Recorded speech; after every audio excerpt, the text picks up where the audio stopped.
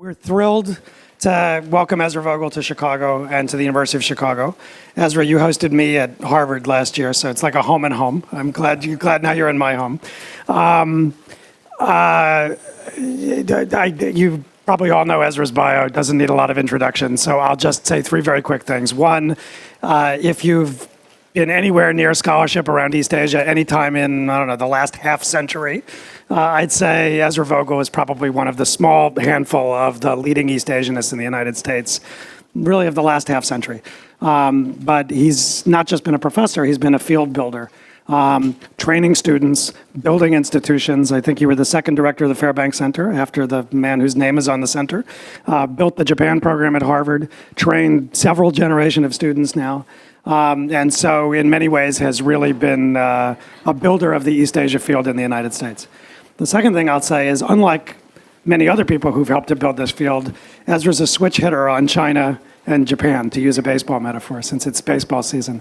He is a leading scholar of China, but also a leading scholar of Japan. And I think the author of the all-time bestseller in Japan, written by a foreign author, Japan as #1, a book written in the 1970s.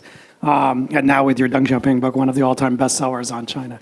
So in a field, I don't know how many of you are graduate students or PhD students, but in a field where people are very stovepiped, you know, you're a China person, or you're a Japan person, or you're a Korea person, or an India person, Ezra is representative, I think, of someone who's shown how you can do it all, but you're probably the only one who's done that. So that leads to my third point, which is really the topic that we want to talk about today. We asked Ezra can talk about all sorts of things, but we asked him to talk a little bit about the relationship between China and Japan, which has been complicated, fraught with tension, but also with various forms of collaboration. And I think in a lot of ways really is kind of a microcosm of China's relationships with a lot of its neighbors these days, in the sense that, as I've said here before, economics and security are really in collision in a lot of ways. You have this story in a lot of cases in Asia now today of economic integration coupled with security fragmentation. So you have security tensions even in relationships where they're close economic partnerships. But compared to many other relationships that China has around the region, and this is a China series after all, I think the relationship with Japan is even more complex and more weighted with historical complexity as well. So Ezra brings not only many decades of scholarship on each country, but also a lot of perspective and a lot of time thinking about each country in isolation from the other, but also in their interaction with each other, strategically, culturally, and in many other ways as well. Plus, you had a very interesting project in recent years on how Chinese and Japanese think about their shared history, common historical memory or not common historical memory. So as is our practice, what we're going to have you do is come up here and, I don't know, talk for about 40 minutes, and then we'll let you conduct your own Q&A. And welcome to the University of Chicago. Thank you so much. I think this mic should pick up, so I don't need to have a mic. And would it be all right if I sit down, be more comfortable? It's nice to be back at the University of Chicago. I visited here many times over the years, beginning, probably a couple decades before most of you were born. So I remember the University of Chicago back in the 1950s and 1960s, and I've come here every few years. So it's a great pleasure to be here. And to be on Evan's program. I think Evan is one of the leading young lights, I call him young,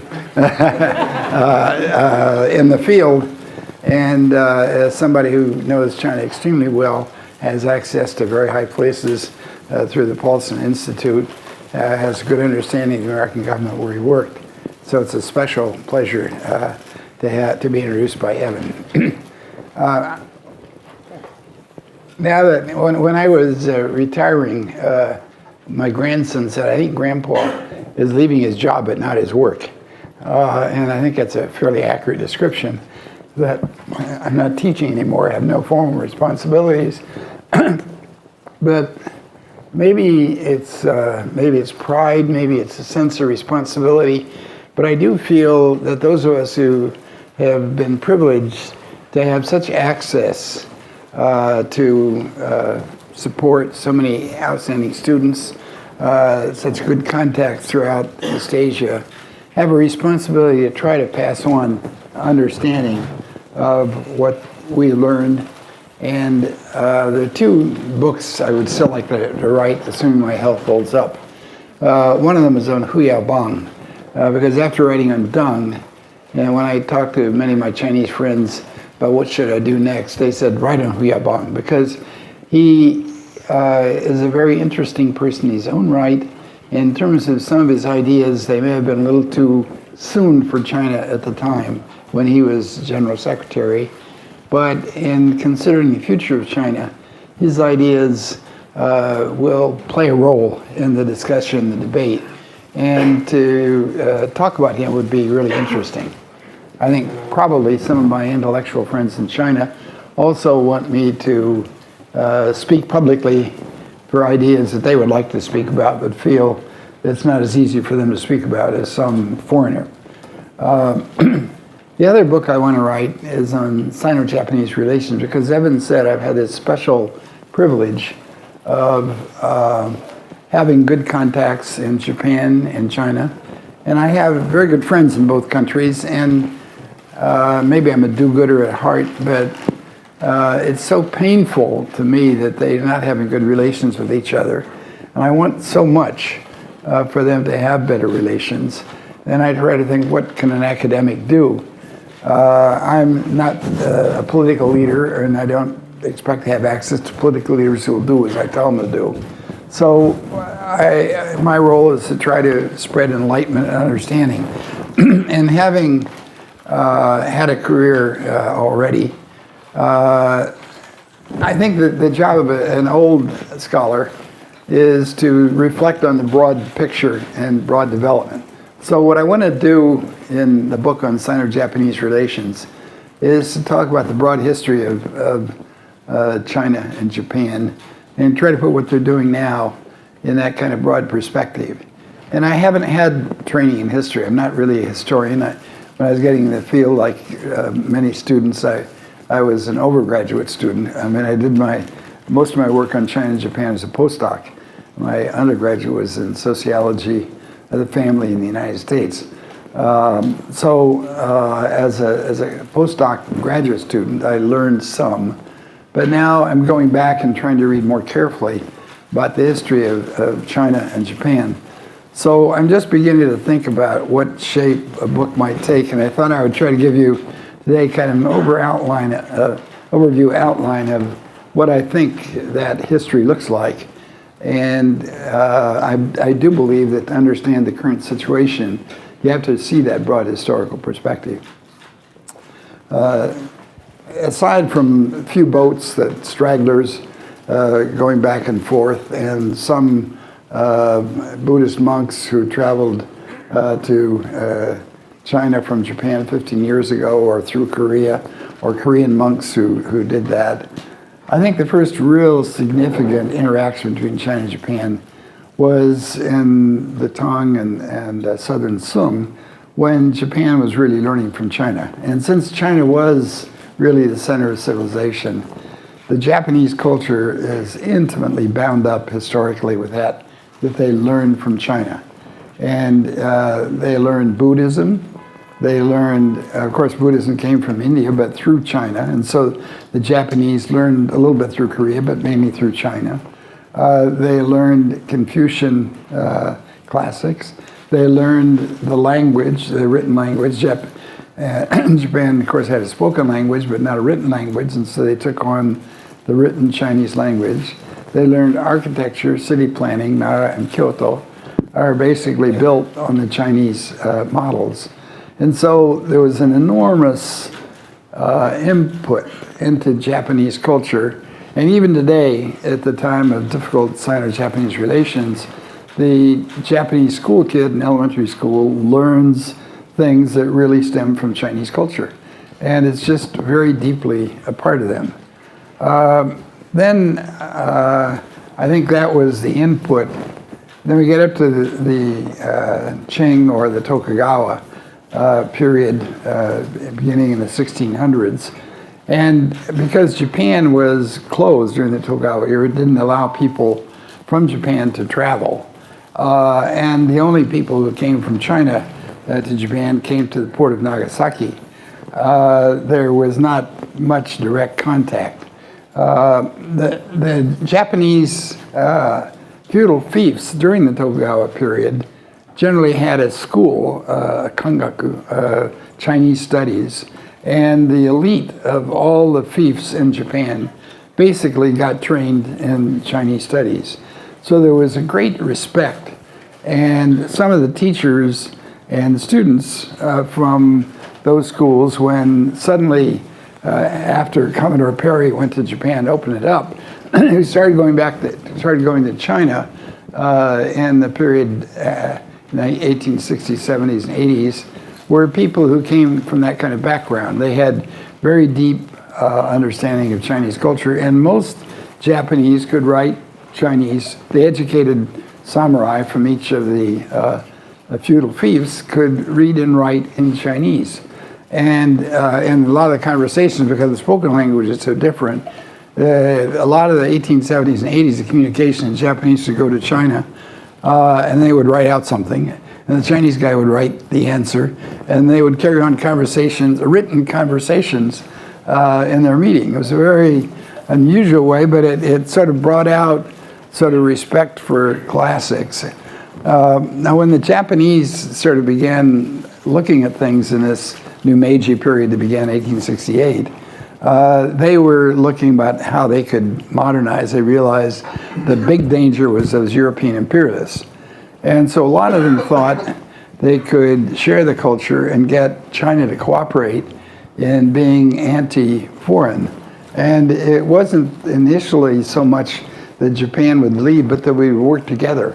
In fact, a lot of them had great respect still for the Chinese culture and classics, and a lot of the Japanese who visited China in the late 19th century were really looking for that classic, wonderful thing. They wanted to visit places that they had read about and knew about, and it was out of reverence and respect and hope for those politically oriented people that China would cooperate and resist the West. But what they found was that China was hopelessly divided, and that daily life in China was much more of a mess than they expected. And so you see the Japanese who visited China in that period very ambivalent. On the one hand, they have tremendous respect for Chinese culture, which they're trying to find, and then deeply disappointed that the place is so dirty and messy and caves into imperialists all over the place when they should be organizing. And so among the early Japanese visitors in that late 19th century period, that's a constant internal conflict between wanting to respect the ancient culture and then feeling this place you can't even look up to. And this feeling of not being able to look up to was sort of gradually spread. In 1885, there was a famous essay by Fukuzawa Yukichi called Leaving Asia. That sort of, it wasn't new really, but it sort of pulled together and became the symbol of how Japanese thought was going. And that is that for the future, we cannot no longer look to China. We have to look to Europe, because all the modern things are in Europe, and we have to spurt ahead and learn, and we can no longer learn from China. It's not only that they don't have the technology, but they don't have the organization.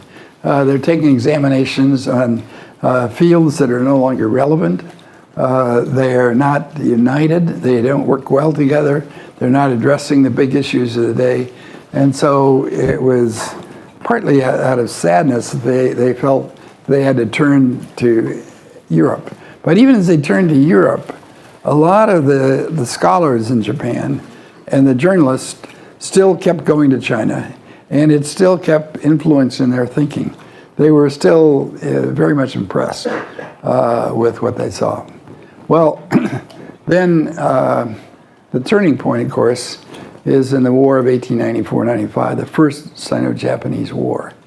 And It came about because as Japan was spreading its influence in Korea, China was spreading its influence in Korea, they began to back different groups within Korea, and then they clashed, and then they fought. And I'm just reading now about the war, and those of you who are specialists on that period have more to teach me than I have to teach you. But the picture I'm getting of that war is that Japan was better organized. They didn't necessarily have more ships. China had a lot more troops involved in the war, maybe 2.5 times as many troops as the Japanese did. And the ships that they had purchased from Europe were probably as modern as the Japanese ships. But what the Japanese had was organization, consistency. Chinese military, some were from one province, some were from another. They were not well organized. They didn't handle logistics well. The Japanese had been studying very systematically the Prussian army and how to fight a modern war. And they had moved from the old samurai vision of war to a modern military and studied and were all the elements of modern war that they learned from the Franco-Prussian War of 1871 that they had really learned, and the Chinese had not been studying in the same way. So the Japanese really dominated, and that was such a turning point because not only did it require that China pay enormous indemnities, which damn near bankrupt the place, and made them constantly dependent on other countries for lending them money. But it gave Japan an enormous financial advantage in getting their militarism started, and their militarism took off. And then as not only did that happen, but the Japanese began to feel great confidence. Here, they thought they could beat this little island of Japan. We are strong, invincible, and the confidence within Japan began to grow. And Japan was not well structured either, that the political leaders did not always have control over the military, and particularly after the war with Russia in 1945, the Japanese began to have much more confidence. And after they defeated Russia, the Japanese began to feel extraordinarily confident that they could stand up and they could resist imperialism. And their hope of enlisting China as partners in the anti-imperialist effort had fallen apart. But you know, within China, the amazing thing to me is, after 1895, how many Chinese were ready to go to Japan to study about the outside world? They just lost, and that they were ready to go to study in the enemy's place. It was like Japan after World War II, where the Japanese had just lost a war to the United States, and immediately afterwards they said, well, we're going to learn from you. So this period from 1895 up through 1985, maybe even up to the First World War, the number of Chinese students going to Japan, something like 10,000 Chinese students. In those days, that was an extraordinary large number. So that they were learning from Japan. They were learning about the modern world, modern science, modern technology. And some of them formed very deep relationships with the Japanese. Lu Xun, has this wonderful story about Fujino, his anatomy teacher at what later became Tohoku University, up in Sendai. And there were others, Chinese, who also had very good personal relationships. But I think as I read the accounts of that period, I think also the Japanese did have a kind of a quiet, you could say it's arrogance. And one Chinese, I think, captured it right. He said that outwardly they're polite and nice, but inwardly they're arrogant. They had kind of a confidence that they were ahead of China, that they had passed China, that still they had a lot to learn and a lot that they continue to respect about Chinese civilization and history, but now they were in charge.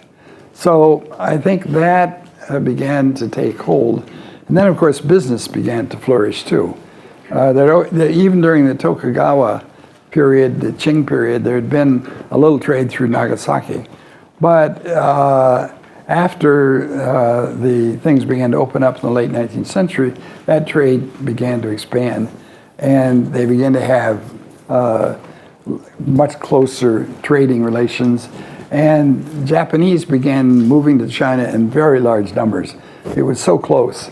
It took 5 or 6 days, maybe by boat, by the 1920s.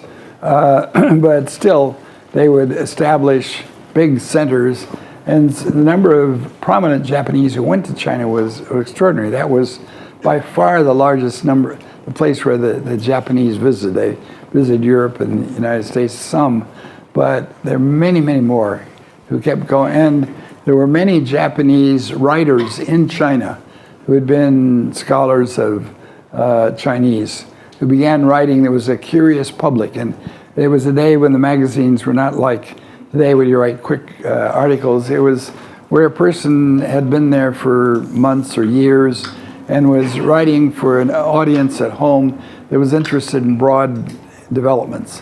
So there was a great deal of understanding. But as Japan began to have more confidence, and the military increasingly in Manchuria got out of control, that made it more and more difficult. So before long, you had a lot of people in Japan who were beginning to feel that they had political ambitions for controlling more and more of China. It happened first after the Russo-Japanese War, where they, in Manchuria, they began to set up their own, they began to take over the Manchurian Railway and begin to develop through Manchuria. And then, as you know, in 1935, 1937, they moved beyond Manchuria into all of China and had huge ambitions. During World War II, the Japanese who reported about China had the same kind of governmental control that the Chinese now have over propaganda.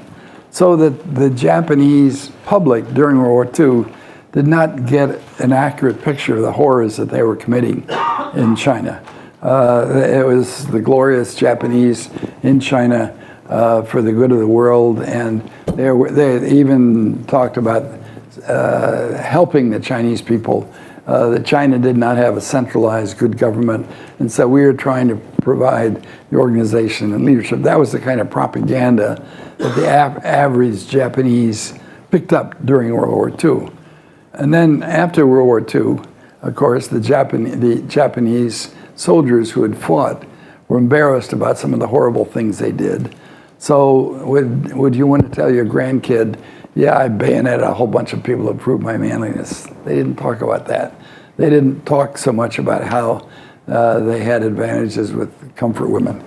And so the Japanese public did not get an accurate picture. And at the end of World War II, therefore, the Japanese public did not have a good understanding of all the crimes that they had committed in the war.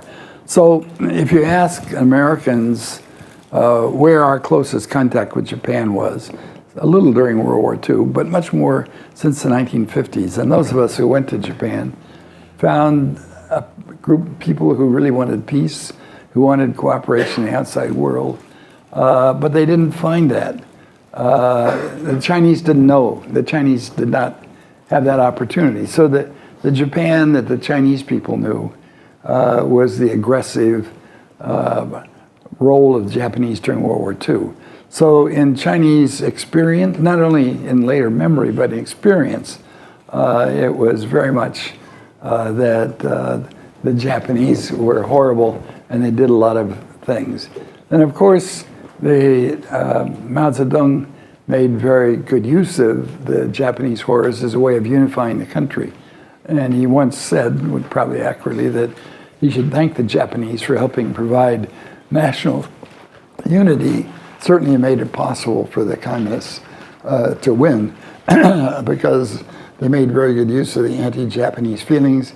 They were holed up in Yan'an and other parts of the country as guerrillas, and they gradually built up their forces during World War II. After the Long March, they were still very weak, but by the end of World War II, they had grown their forces, and so were much stronger. So for Mao Zedong and for Chinese who have come since then, China is a strong, powerful country that finally we're realizing that we can stand up to the Japanese. So embarrassing since the open war. We couldn't, now we can. And then after the Korean War, of course, the United States wanted to do everything it could to stop the growth of communist China. And at that time, in the 1950s, the Japanese attitude was they wanted to continue trade with China as much as they could. Their economy had become dependent on the resources from Manchuria, the steel production there, the coal, the iron ore, and the trade with Shanghai and other cities was very much a part of the Japanese economy from the 1920s up through World War II. And so it was the American pressure from Dulles and others that said, no, don't trade with these guys, cut off. So by the period from 1949 to 1972, Japan had relatively limited contact. They wanted more, and there were some people during this period who had had very close contact. And the Chinese Communist side, for example, Liao Zhongzhi, had attended Waseda University, had grown up. Liao Zhongkai, his father, had been in Japan for many years. And so he grew up as a kid and had real Japanese friends. That's very different than the current situation where the Chinese who handle Japan, who know it best, like Wang Yi, the foreign minister, or Tang Xiaoshan, the former foreign minister, who are real good Japan specialists. But they have studied it in the university. And that's very different from the generation of Liao Zhongzhi, who really knew the Japanese instinctively and extremely well. Well, okay, this gets us up through the 1960s when Japan had very controlled trade with China and was restricted more by the United States. The Chinese, of course, were interested in carrying on trade. The Japanese were, and it was really American pressure that had slowed that down. Okay, now we come up, I'm going to try to give a broad history and still leave time for questions. So now we're coming up to the 1970s, and when Nixon and Kissinger began to think of having relations with China. And we've been encouraging Japan all along not to have relations with China. And then the United States suddenly comes in and says, okay, now we are going to, have visit, when Kissinger visited in 1971, it was a huge shock to the Japanese.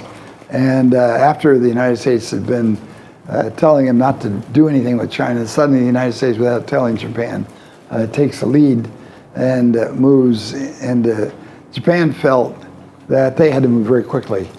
And Japanese felt that America would try to control the China market. And they had to move very fast.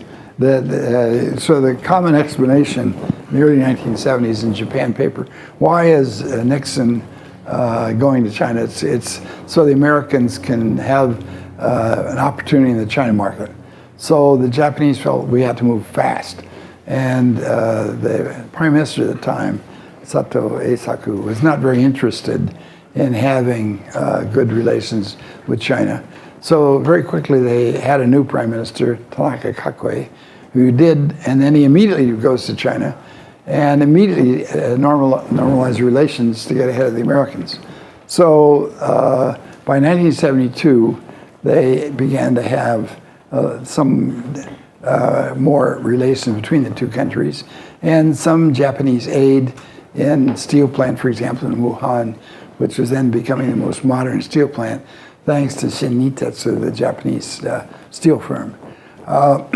So you began to have the development in the 70s, in the early 70s, where Japan begins to move in to try to form relations.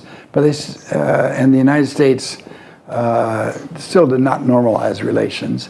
But the relations were still somewhat restricted. China was still in the Cultural Revolution.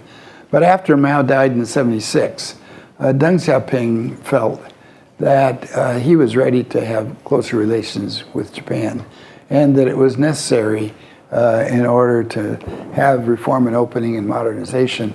They needed Japanese technology, they needed Japanese finance, they needed Japanese help. He was, and we often say about Nixon, he was a good person to open relations politically with China because he had been so anti-communist, so they didn't question his political background. And so he could take that political step of opening relations with China. If a Democrat had done it, it could have been a disastrous split thing. But Nixon did it, and that made it very easy. Deng Xiaoping in World War II had been fighting with the Japanese. From 1937 to 1945, during that war, he was leading forces first in the Taihang and then other places in China to fighting the Japanese. So who better to have the political base of opening relations with Japan than Deng Xiaoping? Much better, by the way, than Pak Chung-hee, the Korean, because Pak Chung-hee had been in the Manchurian army under the Japanese and learned Japanese. And so he was very vulnerable to criticisms of being too soft on Japan. But Deng Xiaoping, by having been an anti-Japanese leader in the military, was in a very strong position. So in the summer of 1978, when it looked as if he would be coming back to even bigger responsibilities, he decided to take a bold step and get a treaty with Japan that would develop peace and friendship treaty that would build closer relations. So on the basis of that, he then, in October 1978, visited Japan for a week. Remember, it's December 1978 that they had the big third plenum for reform and opening. So 2 months before that, he went to Japan. And that visit went extremely well. When he spoke at the Foreign Correspondents Club, the foreign correspondents in Japan clapped, literally stood and clapped for minutes afterward. For Japanese at that time, who felt guilty about the horrible things they'd done in World War II, and were afraid that their relations with a neighbor would be very bad. This was an opportunity to build relations, and there was an eagerness to help China. And there was an eagerness to provide funding and technology. And you probably have seen the recent polls that show about 90% of the Chinese dislike Japan, and about 90% of Japanese dislike China. In 1980, at that poll, when they took the polls, 78% of Japanese had a favorable impression toward China. So you can see how different that was. After Deng's visit, where he spent a week talking to people, Deng had the extraordinary capacity to speak in a very realistic way and very decent. He's the kind of guy you can do business with. So the Japanese were ready to help, and they did. So during the 1980s, there was quite a good relation between China and Japan. And Deng was smart enough to realize that good relations required a broader base of understanding. So he encouraged Japanese movies to come in to China. He encouraged Japanese novels. There was a wonderful TV program, Oshin, that was in China that showed a serial that was extremely popular, a rural Yamagata family, very typical Japanese life in the poor days when they were sort of working to make ends meet, and gave a very accurate description of Japanese life. Now on the Chinese TV, you see plenty of movies about World War II and the horrible things that Japan did. But you don't find many opportunities to see the kind of film that was shown in the 1980s. So in the 1980s, there was a much broader base, and there was at the top political levels, Nakasone on the one side and Hu Yaobang on the other side, who developed quite a relationship. And when they were criticizing Hu Yaobang before he was pushed out in January '87, one of the things they criticized him for was that he tried to bring too many Japanese youth to China. And so the underneath some anti-Japanese feelings was still used. But the general public expression toward Japan in the 1980s was much more favorable than it is today. So what happened in the 1980s, I think the Japanese would have been happy to continue that relation. What happened in the late 1980s that nice beginning fell apart? First of all, of course, it's the end of the Cold War. And the Cold War, the Japanese and the Chinese were aligned against Russia, as was the United States.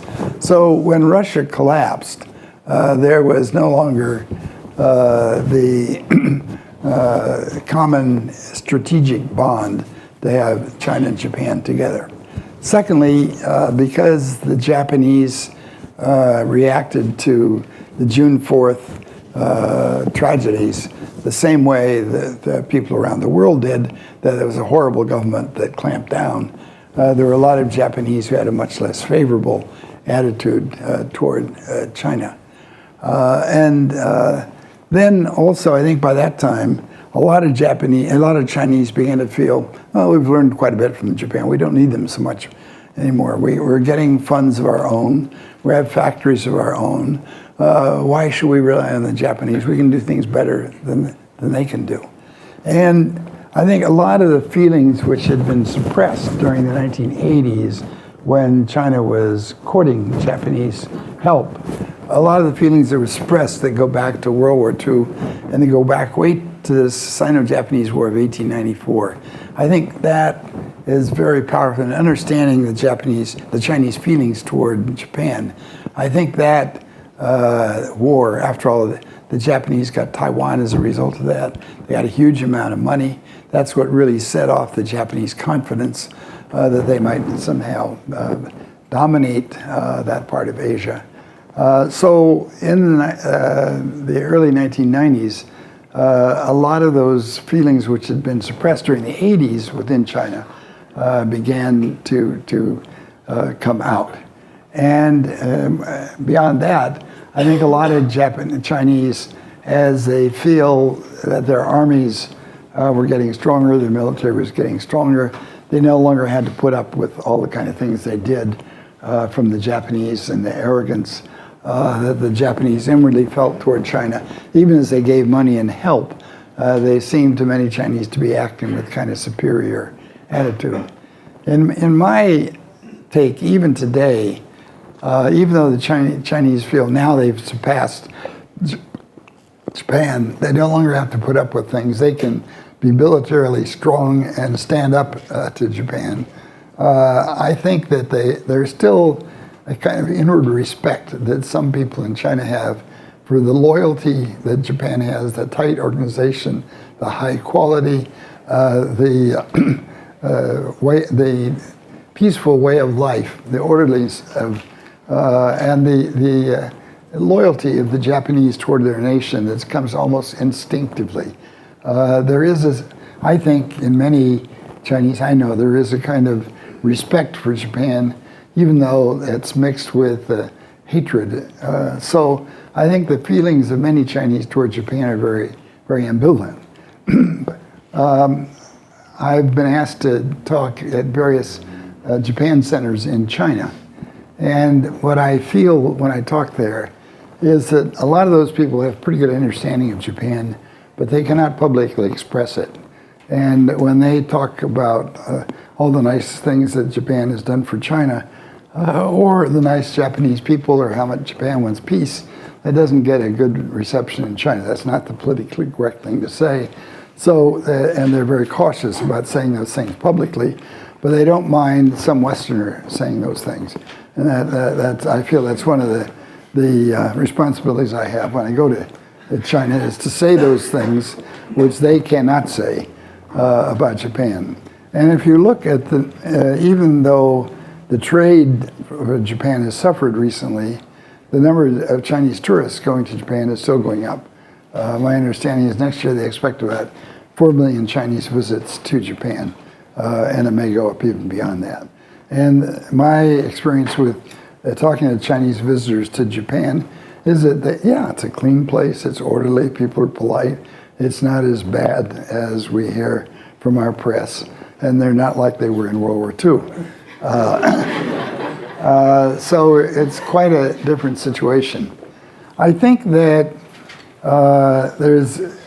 for a Chinese leader who's worried about unifying the country, who wants to have patriotism, there's no button that works better than the anti-Japanese button. And to push that button is very attractive to any Chinese leader.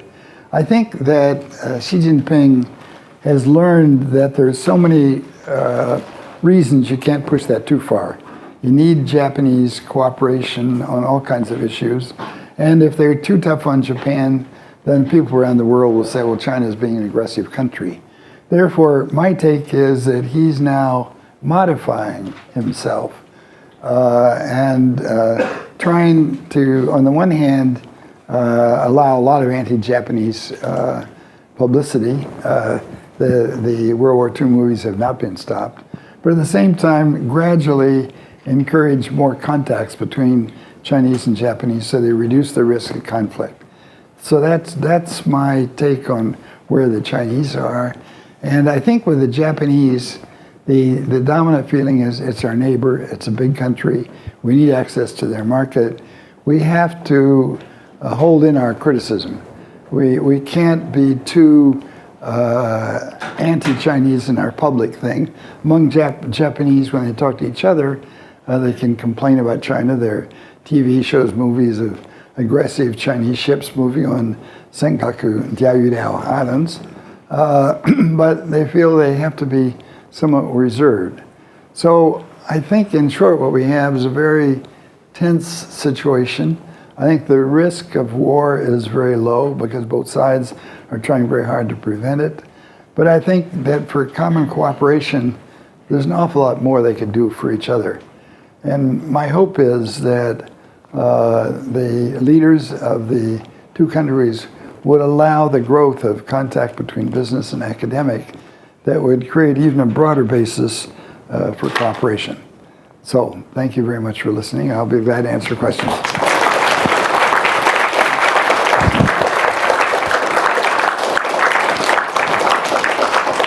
How should we do this, Evan? Right. Well, we're going to let you conduct this yourself. Okay. Who wants to start off? Yeah. Enjoyed your presentation Thank you. tremendously. You were talking about the transition right after the 1894-95 Right. Sino-Russian War, and where the military was coming into ascendance, and that the politicians were sort of seeing that as a way to sort of, even though they didn't control the military, they felt In Japan. yeah, right. Yeah. And so, what was the role of the royalty, the emperor, while all this was going on? Was the military still loyal to him, or what was his role as this shift was going on with the military? Well, after Commodore Perry went, there was a lot of the Bakufu, which had been operating, in a sense, under the emperor, yielded to a lot to the demands. They didn't have the strength. And so a lot of samurai in the various fief who got very upset. And they decided the way to unify Japan would be to go back to the emperor as the key leader. The Bakufu, in a sense, ruled while the emperor reigned at the top. But they felt that direct imperial rule was necessary. So the Emperor Meiji came to power in 68, age 14. A lot of things in his name were by advisors. But he played a very strong role in leading the modernization. And the people who were building the army were very much working under Emperor Meiji. He was their leader, and Yamagata Aritomo, who was the main leader for building the army, was a very loyal to the emperor. And the emperor did play a very big role. The Meiji, of course, died in 1911, and the emperor that followed him, the Taisho emperor, was a little nutty. And it was a real problem to handle in Japan when you have the emperor being a little crazy. He's supposed to be the leader and the model. And so his role was played down a bit. And so when the new emperor came in after him, Hirohito, when he came in, he tried to build up the role of the imperial institution as a basically reign without rule. He did not take the active role that Emperor Meiji had. So during the 1894, 95, 1904, 5, the emperor was still playing an active role in that. But the new emperor after 1925 did not, he knew a lot about what was going. He was briefed. But he tried to play his role in a somewhat more passive way than the early Emperor Meiji. That's a little professorial, long-winded, but to give that context. Yeah. Yeah. Oh, you're next. And then, all right, you have the thing, Mike? Okay. Thank you. Thank you so much for taking the time to speak with us first. So my question is that the relation has been really intense for the past decade, considering the honeymoon period in the 80s. But what I see from the younger generation is that Japan is sending more students to China, and also China is, of course, sending even more, both for the travel distance, characters, and expense reasons. And also, recently, Xi Jinping has been talking about learning from Japan. And also, I don't see that much hatred among the younger generation from both sides. So I wonder if you have any comment on the younger generation, like the future trend through the perspective, the upbringing of the younger generation. Thank you. Well, my suspicion is that World War II movies have had some effect. They're so prominent on TV that I think that some attitudes must have some impact. Why would they watch it that much? But I agree with you that many of them are more open, and they like Japanese. They don't have an opportunity to learn that much about Japanese life now, except for those who go to Japan. And now you have almost 100,000 Chinese students studying in Japan. And last year when I traveled around Japan at different universities, I had a chance to meet Chinese students at different universities. And I had a feeling that the relations with Japanese students were remarkably good. I had expected somehow more tension, knowing sort of the dominant mood in Japan, the fact that in China that 90% have very bad images and 90% of Japanese have bad images. I found remarkably good relations. And so I think when they tell their stories about Japan, that's very different than what you get on the official propaganda. My impression of you're a young Chinese, so maybe you know much better, but my impression is many of them are concerned about their own life, their own career. They don't care that much about political things. But if you say, what do you think of the Japanese? They may not have very positive images, but they may like the songs, and they wouldn't mind going to Japan. They wouldn't mind doing business. Would they want to work for Japan? I think the Japanese companies have to pay them a little more in order to get them to work for a Japanese company. So I do agree with this also, that there is a tremendous amount of contact between Japanese and Chinese that's below the radar screen of Westerners. We don't realize how close and how many different areas there are very close contacts between Japanese and Chinese. It's an enormous amount of contact. So that's my quick perspective. Yes. Thank you very much for coming. Well, earlier this year, there were some high-profile commentaries coming out, not for Sino-Japan relationship, but for Sino-US relationship. We have Michael Pillsbury's 100-year marathon, and of course, David Shambaug's the doomsday prediction of the coming collapse of China slash campaign commercial, maybe for Jiang Zheng clique. Well, so these, so if they believe there is some scheme between the competition between China and U.S. And if you do believe there is a grand scheme, or if you don't believe that, but some people appear to believe that, what role would Japan be playing in the past decades in this Sino-U.S. relationship, this grand scenario? And what role will Japan will Japan play in future? For example, Japan has been noticeably absent from the AIIB movement. Unlike South Korea, there are some things like that. So I would like to hear your comment. I raised a lot of big and important questions. First of all, I think there is a certain concern in the United States that now China is so strong. And if they are that tough to the Diaoyuan into the Philippines and the Vietnam, what it's going to be like when they get even stronger. I think that is a very deep concern in the United States.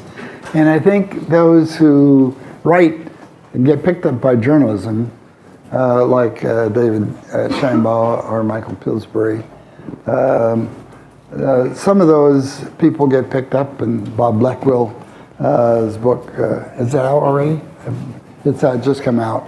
It will be very much the same kind of thing. So I think there will be a lot of attention to these people who worry about the rise of China, and we better be tough.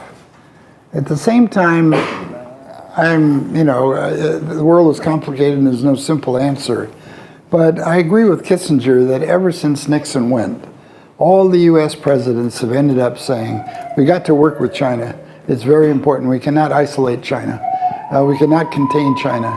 We need to work with them.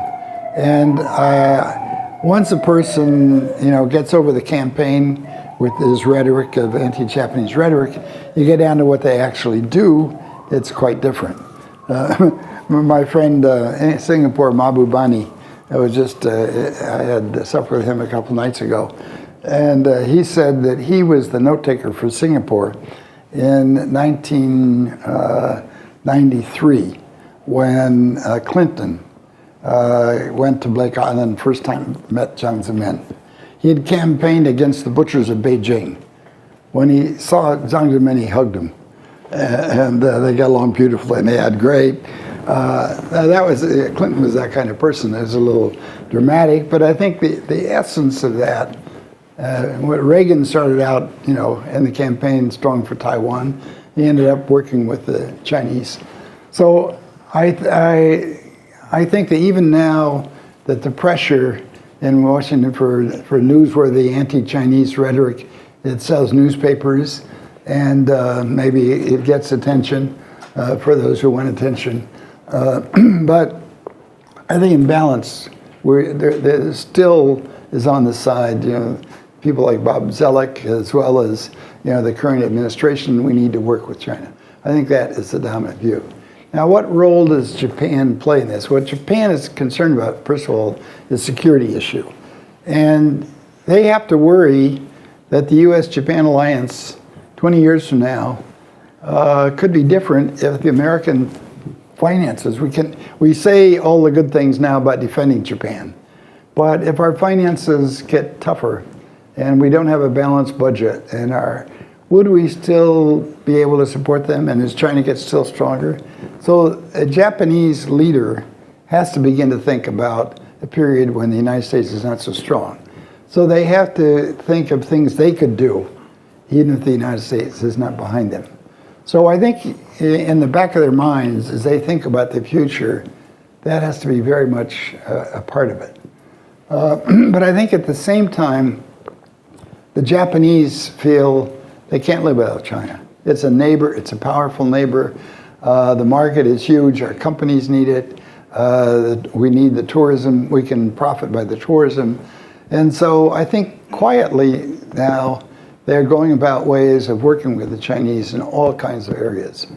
So I think that's the dominant view.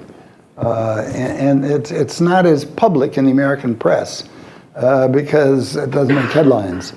But still, the detailed toasting, I think there's something like, 3,000 to 5,000 Japanese businessmen who are getting prepared for a trip to China in the next few weeks.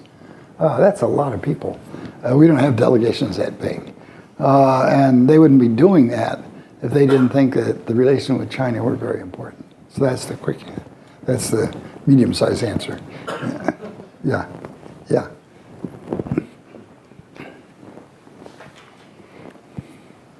It was really interesting to hear about the shifting China's perspectives about Japan, and from the 1980s to 1990s. And those strategic reasons make a lot of sense. But if we look at those Chinese perspectives on Japan's atrocities and during World War II, and Japan-Korea relations provided a lot different problems, and China's problem with Korea over other historical issues of Goguryeo and in Chinese like Gaoguli.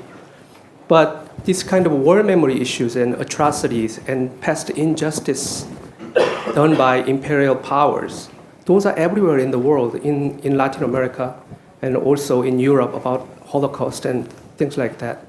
And could you tell us a little bit more about why this past injustice in historical perspectives became the cottage industry in international society?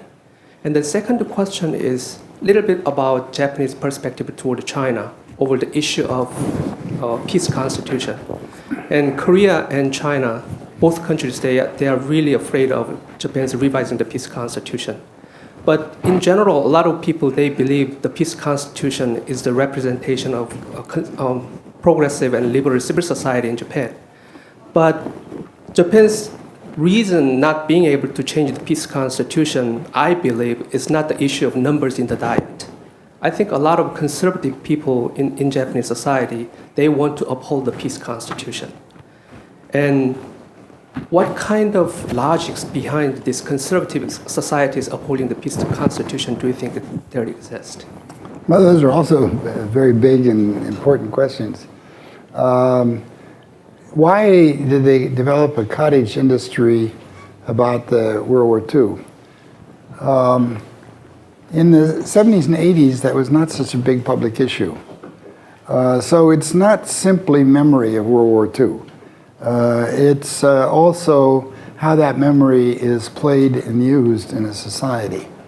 I really think that after the Tiananmen incident, the Chinese leaders were concerned about patriotism. They were concerned that the youth were not loyal, and they wanted to have patriotic education, which started up in the 90s after that.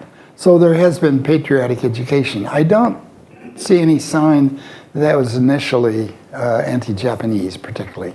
But if you think what goes over in China that strengthens patriotism, the anti-Japanese message about World War II is not a bad one. I mean, that has some success. I think part of the reason why it's become a cottage industry is the Japanese are responded so poorly. The Japanese psychology, I think, is that we Japanese who suffered World War II, we didn't cause World War II. We were subjects, and the military led us into World War II. And the horrible military did a horrible thing. It's not us.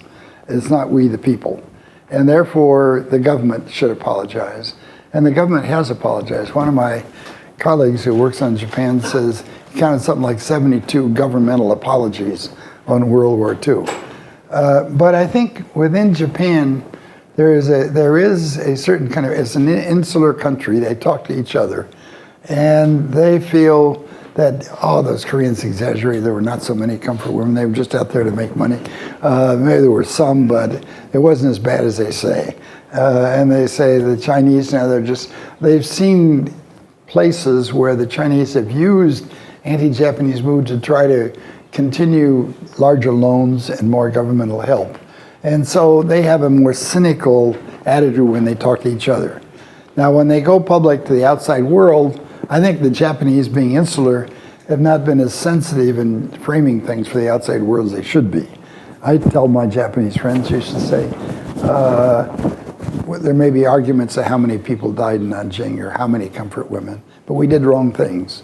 And we admit those, and we feel terribly sorry to the people. If they had explained it that way, I think we would not have a cottage industry. I think it's because the Japanese have handled it badly that the Chinese and the Koreans find a silk button that works and pushes. My hunch is in Korea, there's a special reason. That is, Park Geun-hye's father was a little too soft on Japan, and she has to distance herself from her father and shows that she's not too pro-Japanese. Because in 1965, when Park Geun-hye invited the Japanese in and brought them in a very large role in his modernization program, a lot of people were very upset that he was too pro-Japanese. So I think she, as a political leader, wants to distance herself from her father. So I think that's a special problem in Korea. And the question of the peace movement within, particularly within Japan. I think that after World War II, there was a very strong feeling of the military got us into this. We don't want to be a military country. And I think that's still very strong in Japan. However, as I say, because 20 years from now, the United States may not be ready to support Japan in the same way it does now, they have to think about what they would do to develop an ordinary military that could defend themselves with the kind of technology and at least make China cautious about carrying any kind of attack. So I think that Abe, quite understandably, wants to position himself now to cooperate with the United States as much as he can, but to lay the basis of pride in our country, make the military more appealing than it was in the 1950s, and to become more like a regular nation, and that's his view. So I think that's the Japanese perspective. I think from the Chinese and Korean point of view, where there are visions of World War II memory, that's very scary. I personally feel that you don't need to worry that Japan's going to become an offensive military country now. That's just not in the cards now or any time in the future. But I can understand why people who suffered that and governments who are looking for popular support might appeal that way. I'm sorry, as a professor, I give very long answers, so I haven't given enough. I'll try to be a little shorter. Yes. Thank you, Professor. Can you tell us what you think how outlying Chinese countries or regions like Hong Kong and Taiwan can do to cement or improve Sino-Japanese relations? First of all, I think the problem in those places now with the Chinese motherland is really that the motherland footprint is so large that in the early days when China was growing after 78, the early days after 78, that Hong Kong and Taiwan played a very major role as investors. Now the rich people are on the Chinese side. And those people, when the mainland billionaires buy up property in Hong Kong and drive up prices so that young people have trouble finding an apartment that's acceptable. And so many of the jobs go to bright mainland people when the local people want jobs. And so much of the business is in terms of appealing to people in the mainland for their business.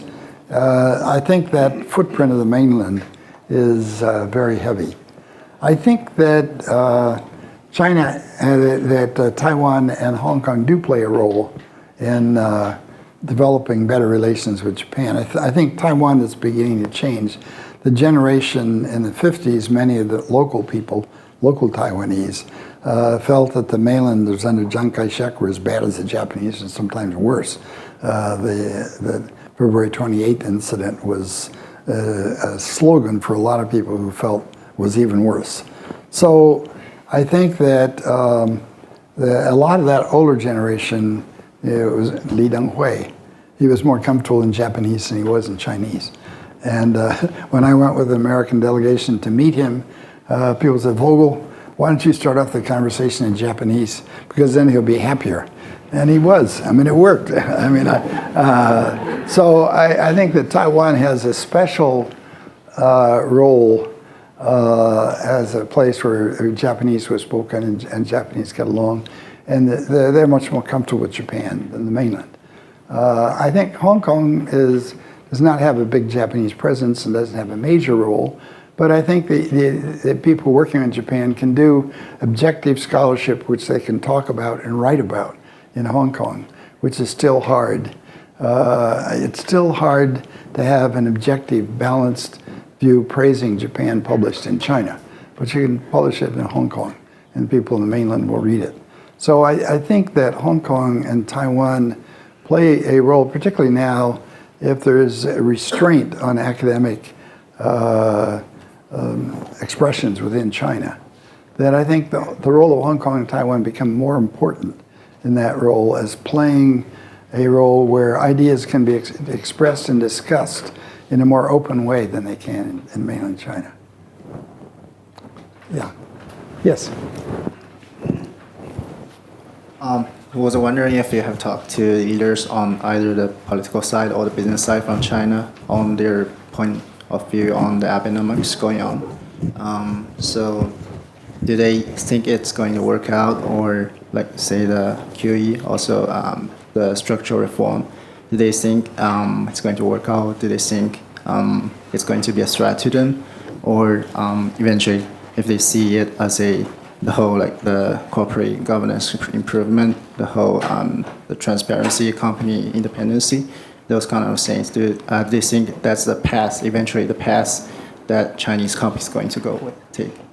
Also, I would like to, if you could share your view on the subject. First of all, when they think about Abe, they think about politics first. And so they're very critical of Abe politically. I think they tend to take pleasure now in saying Japan doesn't amount to much. I think that since the bubble burst in '89, there's a great deal of appeal in China the fact that we have really passed those. They don't even count. I mean, they're not even one of the top three. You know, we say they're the top three. They don't mention that much. That's what I heard. They sort of put Japan in a more insignificant role. However, in field after field, when you talk about technology or manufacturing production, there's a quiet recognition that Japan has extraordinary skills, has a lot of technology that they can use. So I think for a lot of people down at the bottom level, not the political spokesman level, there's a lot of recognition that Japan still has a lot of technology that we want. And I think they would love to get their hands on the electric motors for cars. You know, China wants very much to be strong in electric motors. And they know that Japan is quietly doing a lot and that they are not going to share their technology with China.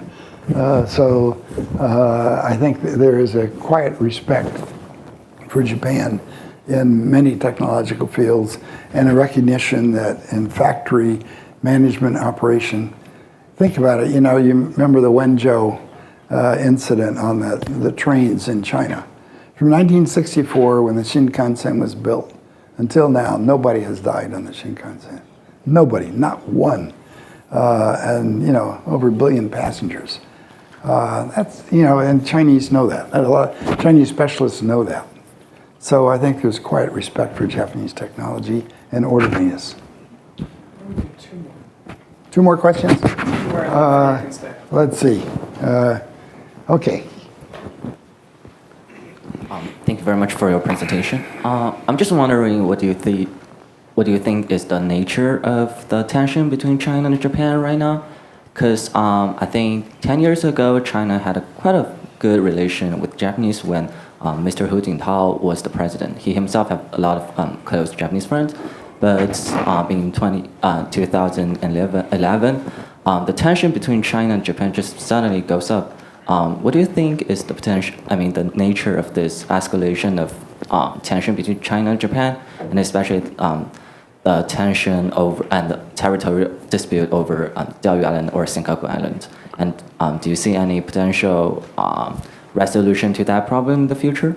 Thank you very much. I think it is true that Hu Jintao had better relations with Japan, and that in the Youth League, after all, he was under Hu Yaobang, and he had been on a student exchange, and so he had a particularly good relation. When I've talked about Japanese who have met Xi Jinping, they don't feel he's anti-Japanese. You know, when he was at Fujian, as first party secretary, Fujian had sister relations with Okinawa and Nagasaki.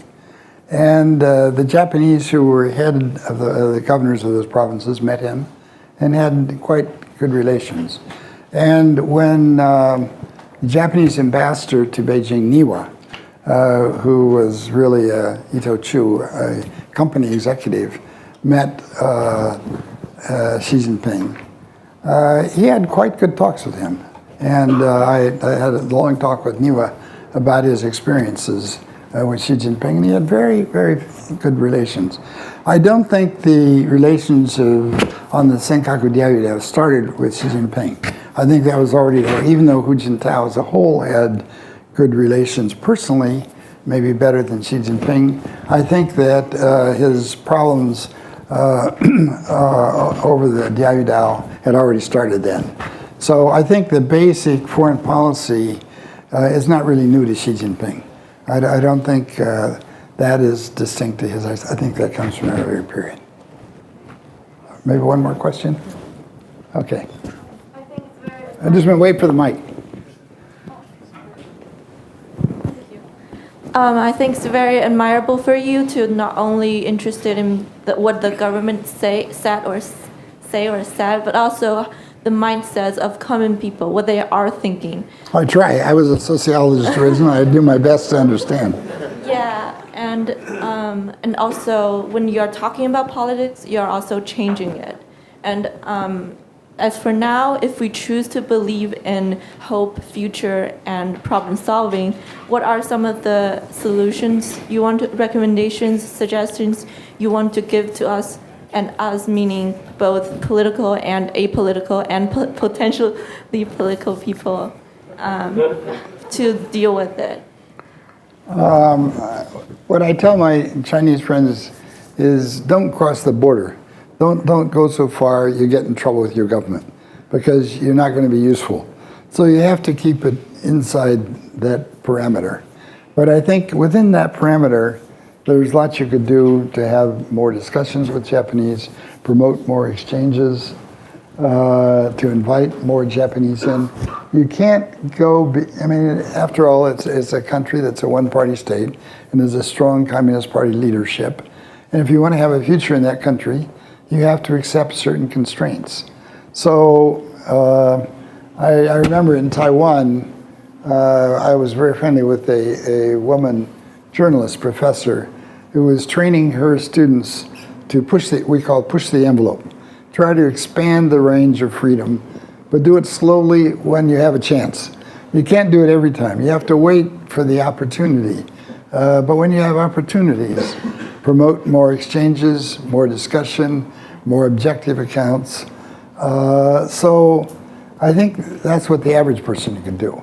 And if you're a high-level leader, of course, you could begin to organize more group discussions, to encourage and accept more exchange programs, to give Japanese a chance to express their views.